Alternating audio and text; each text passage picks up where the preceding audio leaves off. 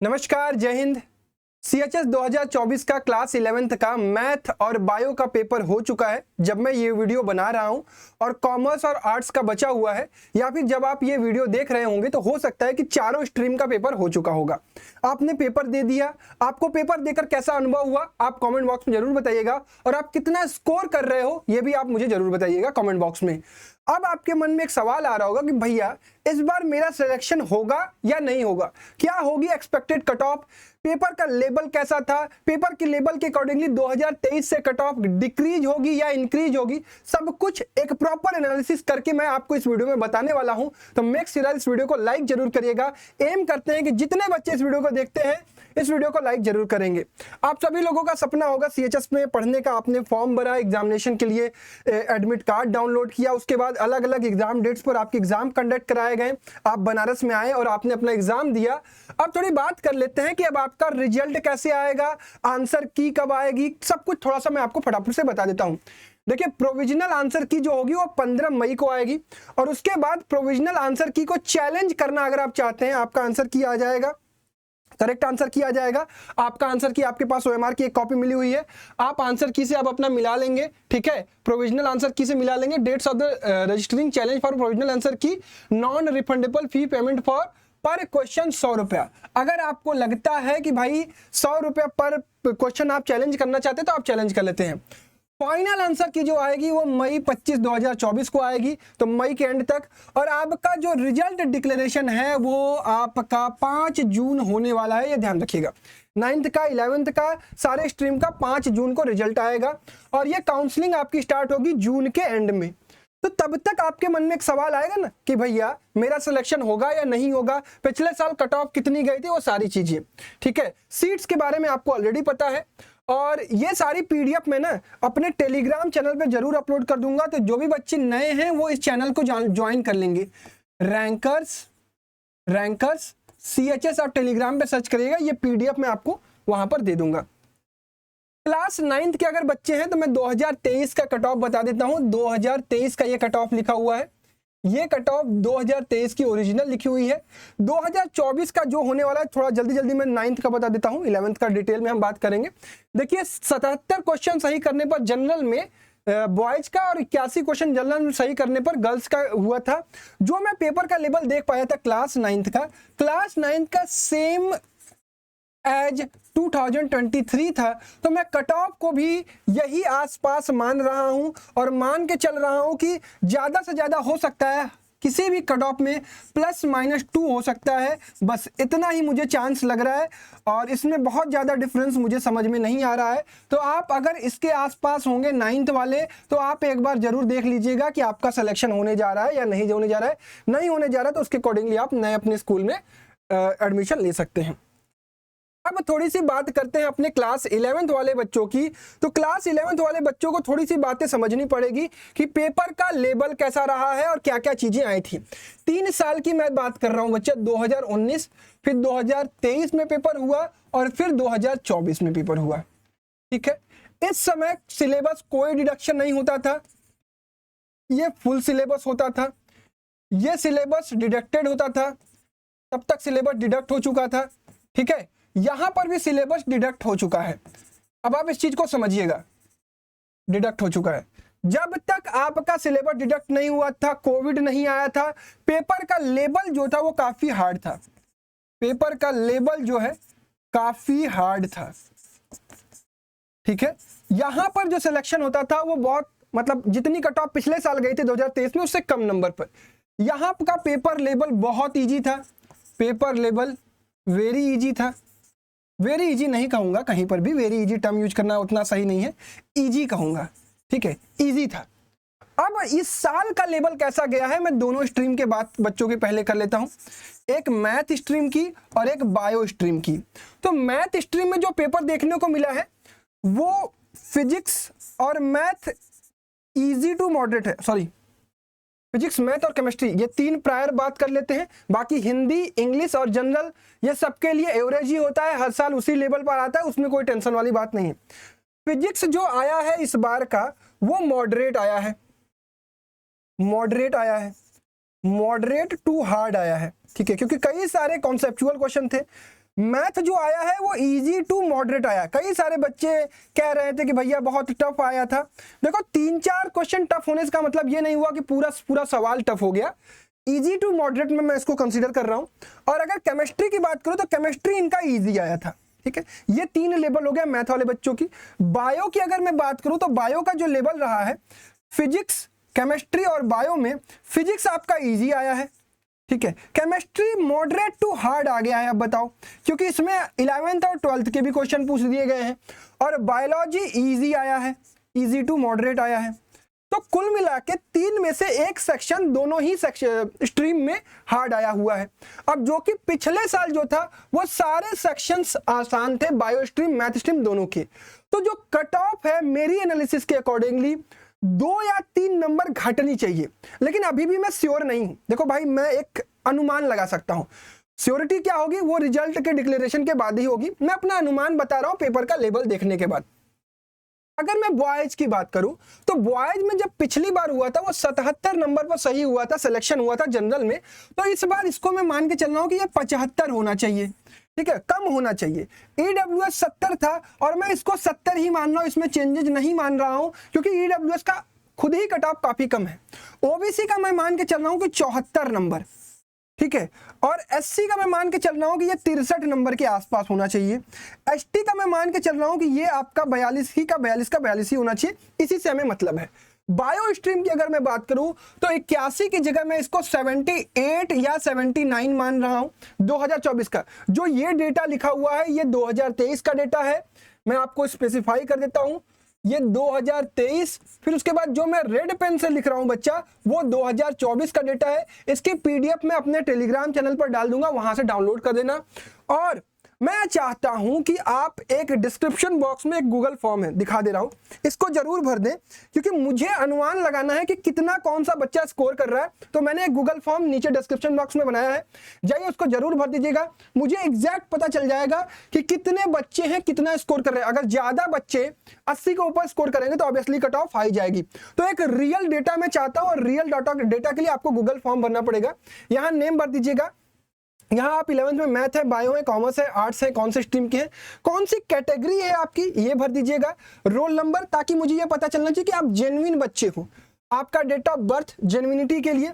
Mobile number जरूरी नहीं है, मैं आपके किसी भी डेटा से छेड़छाड़ नहीं करूंगा। आप भरना चाहेंगे तो भर दीजिएगा, नहीं भरना चाहेंगे तो कोई बात नहीं। Mobile number, email ID, address जरूर भर दीजिएगा ताकि पता चले कि कहाँ के बच्चे हैं।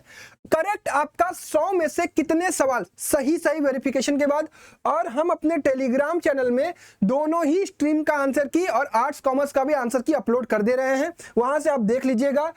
और इसको आप करेक्टली बताइएगा कि 100 में से आपके कितने सवाल सही, 70 सही है, 65 सही है, 80 सही है, कैटेगरी वाइज वो हमें पता चल जाएगा।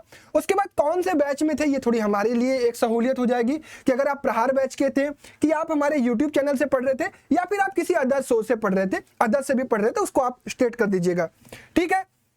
अब फिर से वापस आते हैं तो गूगल फॉर्म अभी ये वीडियो देखने के बाद जरूर भर दीजिएगा एग्जैक्ट डेटा के लिए। जो बायो का ईडब्ल्यूएस कैटेगरी है ये तो मैं मान के चल रहा हूं कि ये 69 से 69 ही होगा। ओबीसी कैटेगरी का मुझे डिक्रीज करना चाहिए, 77 के आसपास जाना चाहिए। एससी का 68 या 69 जाना चाहिए।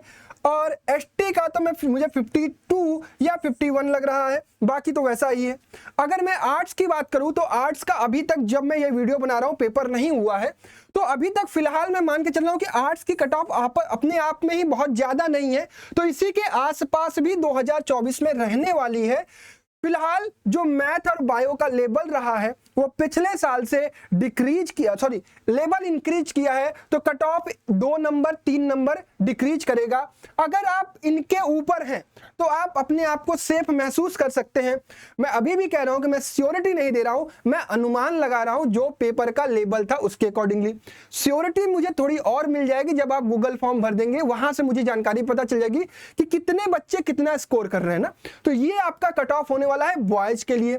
थोड़ी अगर गर्ल्स की मैं बात कर लूं तो गर्ल्स में भी सेम बात कहूंगा कि जो बच्चे मैथ वाले हैं वो अपना इसको 79 की जगह 77 लड़कियां मानेंगी। ईडब्ल्यूएस में 74 इसको मानेंगी। ओबीसी में इसको 76 मानेंगी। इसको 63 और इसको 51 मानेंगे। और इसी तरीके से बायो में जो कट ऑफ जाने वाला है वो मैं मान के चलता हूं कि 80 के आसपास रहने वाला है, क्योंकि बायो स्ट्रीम में बच्चे बहुत ज्यादा हैं लड़कियों में। 79 अगर ईडब्ल्यूएस का पिछले साल गया था तो इस साल मैं मान के चल रहा हूँ 77 होगा। और ओबीसी का भी मैं मान के चल रहा हूँ कि ये 80 के ही आसपास होगा, एक नंबर का इधर उधर हो सकता है। एससी का मैं मान के चलता हूँ कि 74 73 होना चाहिए और एसटी का 63 के आसपास होना चाहिए। ये अनुमान है मेरा कि 2023 में ये था, 2024 में इतने सवाल सही करने पर आपके सिलेक्शन की पॉसिबिलिटी बढ़ जाती है। आप कहीं और एडमिशन लेने से पहले एक बार रिजल्ट का इंतजार कर सकते हैं। जो बच्चे इसमें अगर जनरल कैटेगरी का कोई बच्चा 65 से 70 स्कोर कर रहा है तो वो मान के चले कि उसका सिलेक्शन मुश्किल है, ठीक है। मैं अभी भी नहीं कह रहा हूं कि आप होप लूज कर दो, मुश्किल है। अगर कोई बच्चा, ये जनरल की बात कर रहा हूं, अगर कोई बच्चा ओबीसी का है, अगर उसका स्कोर 55 से 60 के नीचे है तो वो डेफिनेटली मान के चले कि बहुत मुश्किल है, क्योंकि नंबर ऑफ एस्पिरेंट काफी ज्यादा होते हैं। तो इसी हिसाब से जो कट ऑफ है ये मेरा अनुमान है। मेरा अनुमान गलत भी हो सकता है, मेरा अनुमान बिल्कुल सही भी हो सकता है, और मेरा अनुमान कुछ भी पॉसिबिलिटी है, एग्जैक्ट यही भी हो सकता है। तो कुछ भी पॉसिबिलिटी है या थोड़ा बहुत रिलेवेंट हो, तो ये मैंने अपने अकॉर्डिंगली आपको चीजें समझा दी और इसको आप समझ गए होंगे, ठीक है। अब जो बच्चे इस कट ऑफ के बाहर हैं वो क्या करेंगे, देखो उन सभी बच्चों को मैं अपनी राय देता हूं। सबसे पहले यार तुम लोग सुन लो, देखो आपने सीएचएस एग्जाम दिया, एक कंपटीशन दिया। अब जो बच्चे कितना स्कोर कर रहे हैं वो अपने आप को बहुत अच्छा महसूस करेंगे, मैं बता दे रहा हूं। अगर आपने इस कंपटीशन में 50 से लेकर 70 स्कोर किया है तो मैं आपको बता दूं, अगर आपने सही तरीके से ऑनेस्टली दिया है और आपका स्कोर इतना आ रहा है बायो और मैथ स्ट्रीम की, तो यू आर एवरेज स्टूडेंट, तुम बहुत अच्छे हो। अभी भी तुम्हारे पास लाइफ में अपने आप को बड़े लेवल पे ले जाने का चांस है।